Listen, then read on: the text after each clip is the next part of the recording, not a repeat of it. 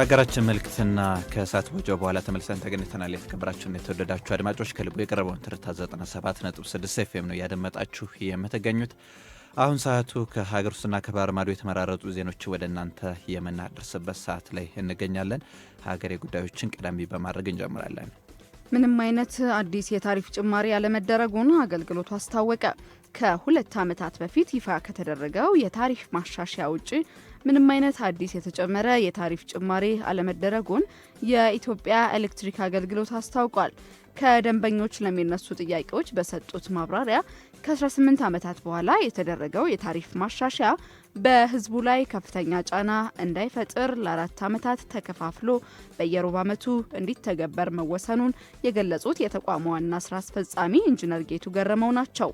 በዚህም መሰረት በአሁኑ ወቅት ተቋሙ የሁለተኛው ምዕራፍ ትግበራ አጋማሽ ላይ እንደሚገኝ ያወሱት ስራ አስፈጻሚው አሁን እየተከፈለ ያለው ቀደም ሲል በተቀመጠው እቅድ መሰረት የሚፈጸም እንጂ አዲስ የተጨመረ ታሪፍ አለመሆኑንም አብራርተዋል።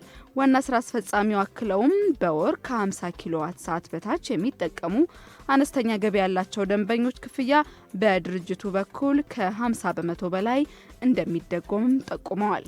1 ኪሎዋት ኤሌክትሪክ ለማመንጨትና ለማሰራጨት ከ6.5 እስከ 7 የአሜሪካ ሳንቲም የሚከፈል ቢሆንም ለአገልግሎት ተጠቃሚው እየተሸጠ ያለው ግን ከ2 የአሜሪካ ሳንቲም በታች በመሆኑ ተቋሙ ከፍተኛ ኪሳራ እየተሸከመ ይገኛል ብለዋል። በሌላ በኩል የተዘጉ ቤቶች የኤሌክትሪክ ፍጆታቸው ዜሮ ቢሆንም የቆጣሪ አገልግሎት ወይም የኪራይ ክፍያ የሚታሰብባቸው በመሆኑ ቢል እንደሚመጣባቸውና መክፈል እንዳለባቸው ኢንጂነር ጌቱ ገልጿል። በአሁኑ ወቅት የኤሌክትሪክ አገልግሎት ተደራሽ ከሆነላቸው 6 ሚሊዮን ገደማ ተጠቃሚዎች በተጨማሪ በመጪዎቹ 10 ዓመታት ውስጥ ከ10 ሚሊዮን በላይ አዳዲስ ደንበኞች ኤሌክትሪክ ኃይል ተጠቃሚ ለማድረግ የሚያስችሉ በርካታ የሀገር ውስጥ አቅምን የሚያጎለብቱ ስራዎች እየተከናወኑ እንደሚገኝ የኢትዮጵያ ኤሌክትሪክ አገልግሎት ያጋራው መረጃ ያመለክታል። በሀገር ውስጥና በውጭ ሀገር ተወዳዳሪና ብቁ የሰው ኃይል ለማፍራት በትኩረት እየተሰራ ነው ተባለ። በሀገር ውስጥም ሆነ በውጭ ሀገር ተወዳዳሪና ብቁ የሰው ኃይል ለማፍራት የሚያስችሉ ተግባራት በትኩረት እየተከናወኑ መሆናቸውን የስራና ክህሎት ሚኒስትሯ ወይዘሮ ሙፈሪያት ካሚል ገልጸዋል። የኢፌዴሪ የቴክኒክና ሙያ ስልጠና ኢንስቲትዩት በተለያዩ የትምህርት መስኮች ያሰለጠናቸውን ተማሪዎች ባስመረቀበት ስነስርዓት ላይ ተገኝተው ባደረጉት ንግግር የቴክኒክና ሙያ ዘርፍ የሀገሪቱን ሁለንተናዊ ብልጽግና ለማረጋገጥ የማይተካ ሚና እንዳለውም ሚኒስትሯ ጠቁመዋል። ባለፉት ዓመታት በተከናወኑ ስራዎች በጥናት በምርምር በቴክኖሎጂ ሽግግርና በክህሎት ፓርኮች ግንባታ የተመዘገቡት ውጤቶች ዘርፉን ወደ ላቀ ደረጃ እንዳሸጋገሩት የጠቆሙት ወይዘሮ ሙፈሪያት በተጨማሪም ዓለም አቀፍ ብቃት ያላቸውን ሰልጣኞች ለማፍራት ተጨማሪ የክህሎት ፓርኮችና መሰረተ ልማቶች እየለሙ እንደሚገኝ አስታውቀዋል። ተመራቂዎች ከስራ ፈላጊነት ወደ ስራ ፈጣሪነት እንዲሸጋገሩ ስራ ጥሪ ያቀረቡት ሚኒስትሯ በጽናት በዲሲፕሊንና በሀገር ወዳድነት ስሜት ኃላፊነታቸውን እንዲወጡ ማሳሰባቸው ተሰምቷል። በመጀመሪያና በሁለተኛ ዲግሪ መርሃ ግብር ያሰለጠኗቸው 1898 ተማሪዎች ያስመረቀው ኢንስቲትዩቱ ከዓለም አቀፍ ተቋማት ጋር የጋራ ፕሮግራሞችን የማስተሳሰር ስራዎችም አጠናክሮ እያከናወነ እንደሚገኝ ተናግረዋል። ቀደም ሲል የሀገር ውስጥ ዘገባዎችን ለእናንተ አደረስን። አሁን ደግሞ ወደ ውጭ ዜናዎች እናልፋለን። በቅድሚያ የአፍሪካ ሩዋንዳ ህገወጥ ስደተኞችን ወደ ሀገሯ ወስዳ ለማቋቋም ከኢጣሊያን መንግስት ጋር ንግግር እያደረገች መሆኑ ተገለጸም። የሩዋንዳ መንግስት በህገወጥ መንገድ ወደ ኢጣሊያ የሚገቡ ስደተኞችን ተቀብሎ በሀገር ለማቋቋም የሚያስችለውን ስምምነት ለማድረግ ከሮም ባለስልጣናት ጋር ንግግር እያካሄደ መሆኑ ተነግሯል። በሁለቱ ሀገራት መካከል የተጀመረው ውይይት ኢጣሊያ በሜዲትራኒያን ባህር በኩል ወደ ግዛቷ የሚገቡትን ህገወጥ ስደተኞች ቁጥር ለመቀነስና የመኖሪያ ፍቃድ ጥያቄ አቅራቢዎችን በሶስተኛ ሀገር ሆነው ለማስተናገድ የምታደርገውን አዲስ ስትራቴጂካዊ እንቅስቃሴ ተከትሎ እንደተደረገ ዘኢስት አፍሪካ ኒውስ ዘግቧል። የዲፕሎማሲ ምንጮች ንግግሩ በስደተኞች አቀባበል ማቋቋሚያና የፋይናንስ ድጋፍ ማዕቀፎች ላይ ያተኮረ ማለታቸውን የጠቀሰው ዘገባው ኪጋሊ ቀደም ሲል ከዩናይትድ ኪንግደም ጋር ተመሳሳይ ስምምነት ብትፈርምም አዲሱ የሎንዶን አስተዳደር ስምምነቱን መሰረዙን አስታውሷል። በመጨረሻም በአሜሪካው ፕሬዝዳንት የቀረበው የሰላም እቅድ እስራኤል ውድቅ አደረገች። በጋዛ ሰርጥ ዘላቂ ሰላም ለማስፈን ይረዳል በሚል በአሜሪካው ፕሬዝዳንት ዶናልድ ትራምፕ የቀረበው የ15 ነጥብ የሰላም እቅድ የእስራኤል ጠቅላይ ሚኒስትር ቤንያሚን ኔታንያሁ ውድቅ እንዳደረጉት አናዶሉ ዘግቧል። የፕሬዝዳንት ትራምፕ አስተዳደር በጋዛ የተኩስ አቁም ለማስፈን ሁሉንም ታጋቾች ለማስለቀቅና የቀጠናውን ደህንነት መዋቅር ዳግም ለማደራጀት ያለመ ሐሳብ ያቀረበ ቢሆንም የእስራኤሉ ጠቅላይ ሚኒስትር ቢንያሚን ኔታንያሁ አስተዳደር እቅዱ የእስራኤል የደህንነት ዋስትና በአስተማማኝ ሁኔታ አያረጋግጥም በሚል ተቀባይነቱን ነፍጎናል ተብሏል። ሐማስ ሙሉ በሙሉ ሳይደመሰስና በጋዛ ላይ ሙሉ ወታደራዊ ቁጥጥር ሳይደረግ የሚደረግ ማንኛውም ስምምነት ተቀባይነት እንደሌለው የእስራኤል ባለስልጣናት ገልጿል ሲልም አናዶሉ አስነብቧል። የሰላም እቅዱ ውድቅ መደረጉ በዋሽንግተንና በቴልአቪቭ መካከል ያለውን የዲፕሎማሲ ውጥረት የበለጠ ሊያባብሰው ይችላል የሚል ስጋት መፍጠሩም በዘገባው ላይ ተገልጿል።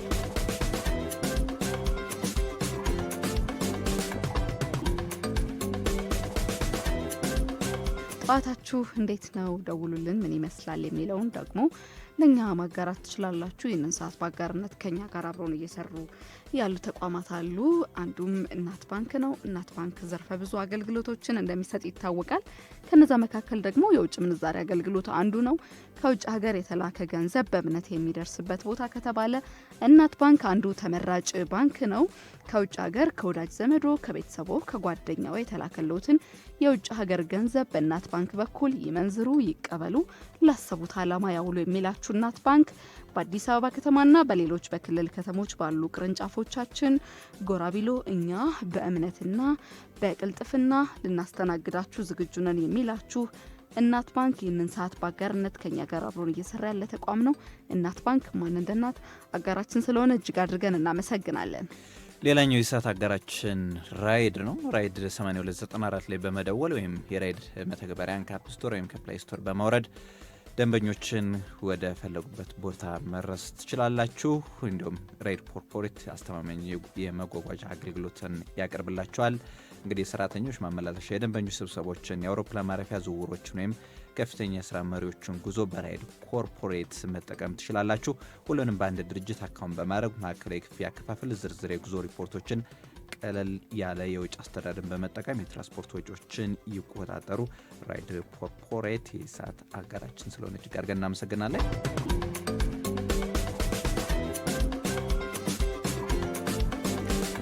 ቀጥለናል። የተወደዳችሁ አድማጮች ከልቦ የቀረበውን ትርታ 97.6 ኤፍኤም ያደመጣችሁ ትገኛላችሁ። ስለምታደምጡ ስለምትከታተሉ ምስጋናችን የላቀ ነው። ቀደም ሲል የአጋሮቻችን መልእክት አድምጠን ተመልሰን ተገናኝተናል። አሁን ከሀገር ውስጥና ከባህር ማዶ የተመረጡ ዜናዎች ወደ እናንተ እናደርሳለን። ሀገራዊ ጉዳዮችን ቀዳሚ በማድረግ እንጀምራለን። የኢትዮጵያና ቻይና ተቋማት በሰው ሰራሽ አስተውሎት ዘርፍ በጋራ ሊሰሩ መምከራቸው ተገለጸ። ግዙፉ የቻይናው የኤአይ ኩባንያ አይፍላንቴክ የተባለው የኢትዮጵያ አርቲፊሻል ኢንተለጀንስ ኢንስቲትዩትና የቻይናው የሰው ሰራሽ አስተውሎት ኩባንያ አይፍላይቴክ በጋራ ለመስራት መከሩ። በሰው ሰራሽ አስተውሎት ዘርፍ በዓለም አቀፍ ተሳትፎ ያለው የቻይናው ይህ የኤአይ ኩባንያ ከፍተኛ የስራ ኃላፊዎች በኢትዮጵያ አርቲፊሻል ኢንተለጀንስ ኢንስቲትዩት በመገኘት በጋራ መስራት በሚችሉባቸው የቴክኖሎጂ ዘርፎች ላይ መምከራቸው ተጠቅሷል። የሰው ሰራሽ አስተውሎት የመተግበሪያዎችን ከኢትዮጵያ የሀገር ውስጥ መረጃዎች ጋር በማጣመር ሀገሪቱን በአፍሪካ የቴክኖሎጂ ማዕከል ለማድረግ በትብብር እንደሚሰሩ አረጋግጧል። የኢንስቲትዩቱ ዋና ዳይሬክተር ጽህፈት ቤት ኃላፊና የቴክኖሎጂ ጉዳዮች አማካሪ ሻምበል ይልማ በኢንስቲትዩቱ የበለጸገውን መላ የተሰኘ የቋንቋ ሞዴልና የሀገር ውስጥ ቋንቋዎች የማሽን ቋንቋ ለማድረግ የተከናወኑ ስራዎችን አቅርበዋል። ኃላፊው አክለውም ኢትዮጵያ በአፍሪካ የመጀመሪያውን የኤአይ ዩኒቨርሲቲ በማቋቋም ላይ እንደምትገኝና ይህንን የሚደግፍ ዘመኑን የዋጀ የዳታ ማዕከል መሰረተ ልማት መገንባቱን ገልጸው ከኩባንያው ጋር በትብብር ለመስራት ያላቸውን ዝግጁነት አረጋግጧል። ሁለቱ ተቋማት በኢትዮጵያ በሚቋቋመው የኤአይ ዩኒቨርሲቲ የእውቅና ቴክኖሎጂ ሽግግር ለማድረግ የሀገር ውስጥ ቋንቋዎችን መሰረት ያደረጉ የቋንቋ ሞዴሎችን፣ የኤአይ መተግበሪያዎችን በጋራ ለማልማት እንዲሁም በሌሎች ዘርፎች የኤአይ ቴክኖሎጂን ለማላመድ በሚችልባቸው ሁኔታዎች ዙሪያ መክረዋል። ባህል፣ ጥበባትና ስፖርት ከዓመታዊ ጥቅል ሀገራዊ ምርት 2.5 በመቶ እንደሚሸፍኑ ተጠቆመ። ባህል፣ ጥበባትና ስፖርት ከዓመታዊ ጥቅል ሀገራዊ ምርት ጂዲፒ 2.5 በመቶ እንደሚሸፍኑ ጥናት አመላከተ። የባህልና ስፖርት ሚኒስቴር ከጅማ ዩኒቨርሲቲ ጋር በመተባበር ያጠናው የባህል ጥበባትና ስፖርት ጉዳዮች ማህበራዊና ኢኮኖሚያዊ አስተዋጽኦን የሚዳስስ የጥናታዊ ጽሑፉ ይፋ አድርገዋል። የባህል ጥበባትና ስፖርት ኢኮኖሚያዊና ማህበረሰባዊ አበርክቶ በኢትዮጵያ በሚል የተዘጋጀው ጥናታዊ ጽሑፍ ስፖርት በሀገር ኢኮኖሚና በማህበራዊ መስተጋብር ላይ ትልቅ ሚና እንደሚጫወትም ጠቁሟል። ባህል ጥበባትና ስፖርት ከኢትዮጵያ ጥቅል ሀገራዊ ምርት ውስጥ 2.5 በመቶ ድርሻ እንዳላቸው ጥናቱ መጠቆሙን የባህልና ስፖርት ሚኒስቴር መረጃ አሳይቷል። ቀደም ሲል የሀገር ውስጥ ዘገባዎችን ነበር ወደ እናንተ ያደረስነው የተወደዳችሁ አድማጮች። አሁን ደግሞ ወደ ውጭ ዜናዎች እናመራለን። ኮስታሪካዊቷ ዲፕሎማት የመንግስታቱን ድርጅት የመጀመሪያዋ ሴት ዋና ጸሐፊ ለመሆን መቃረባቸው ተሰማ። አንጋፋ ኮስታሪካዊት ዲፕሎማት ሬቤካ ግሪንስፓን የተባበሩት መንግስታት ድርጅት በታሪክ ለመጀመሪያ ጊዜ ሴት ዋና ጸሐፊ ለመሾም በሚያደርገው ዝግጅት ውስጥ በግንባር ቀደም እጩነት መጠቀሳቸው ዘጋርዲያን ዘግቧል። የወቅቱ የተቋሙ ዋና ጸሐፊ አንቶኒዮ ጉቴሬሽ የአገልግሎቱ ዘመን እንደ አውሮፓውያን አቆጣጠር በ2026 ማብቂያ ላይ እንደሚጠናቀቅ ያወሳው ዘገባው ቀጣዩ መሪ ለመምረጥ በሚደረገው ውድድር የላቲን አሜሪካ ሀገርና በርካታ አባል ሀገራት ሴት መሪ እንዲሾም ከፍተኛ ጫና እያደረጉ እንደሚገኝ አመላክቷል። በዚህ መሰረት የአሸናፊነት ቅድሚያ ግምት ያገኙት ሬቤካ ግሪንስፓን ቀደም ሲል የኮስታሪካ ምክትል ፕሬዝዳንትና የተባበሩት መንግስታት የልማት ፕሮግራም ምክትል አስተዳዳሪ ሆነው በዓለም አቀፍ የልማትና የዲፕሎማሲ ዘርፍ ሰፊ ልምድ ያካበቱ መሆናቸው ለዚህ ቦታ የሚመጥኑ ሰው እጩ ለመሆን በቅተዋል ተብሏል። በተጨማሪም ተቋሙ መሪ ለመምረጥ በሚከተለው የዞን ተረኛ አሰራር መሰረት የቀጣዩ መሪን የማስመረጥ ተራ የላቲን አሜሪካና የካሪቢያን ሀገራት በመሆኑ የኮስታሪካዊቷ ግሪንስፓን የመመረጥ እድል ከፍ ያደረገ ሌላ አጋጣሚ መሆኑም ተጠቁሟል። እንደ አውሮፓውያን አቆጣጠር በ1945 ከተመሰረተ ጊዜ ጀምሮ 9 ዋና ጸሐፊዎችን የሾመው የተባበሩት መንግስታት አንድም ጊዜ እንስት አመራር ሾሞ እንደማያውቅም በዘገባው ላይ ተመላክቷል። በመጨረሻም ከአሜሪካ ጋር ምንም አይነት ቀጥተኛ ንግግር አለማካሄዷን ኢራን ገለጸች። ኢራን ከአሜሪካ ጋር ምንም አይነት ቀጥተኛ የዲፕሎማሲ ንግግር አለማድረጓን የጠቀሰው የኢራን የውጭ ጉዳይ ሚኒስቴር መስሪያ ቤት ድርድሩ በአቀራራቢ ሀገራት በኩል መልእክት መለዋወጥ ብቻ የተወሰነ መሆኑን ገልጿል። ይህንኑ በተመለከተ በሰጡት መግለጫ በሁለቱ ሀገራት መካከል በቴህራን የኒኩሌር መርሃ ግብር ዙሪያ ቀጥተኛ ውይይት እየተደረገ ነው የሚሉ ዘገባዎችን ያስተባበሉት የኢራን ውጭ ጉዳይ ሚኒስትር አባስ አራቂቺ አገራቸው ከአሜሪካ አስተዳደር ጋር የምታደርጋቸው ንግግሮች በስዊትዘርላንድ እና በሌሎች አሸማጋይ ሀገራት በኩል ብቻ የተደረገ ነው ብለው አብራርተዋል። ኢራን በስምምነቶች ላይ ቀጥተኛ ንግግር ለማድረግ አሜሪካ ቀደም ሲል የጣለችውን ማዕቀብና አቋሟን ዳግም መመርመር አለባት የሚል ጽኑ አቋም እንዳላት የገለጹት ባለስልጣኑ በባለብዙ ወገን ማዕቀፍ ውስጥ የሚደረጉት የዲፕሎማሲ ጥረቶች ግን በተዘዋዋሪ መንገድ እንደሚቀጥሉም አስታውቋል ሲል በዘገባው ላይ ተመላክቷል።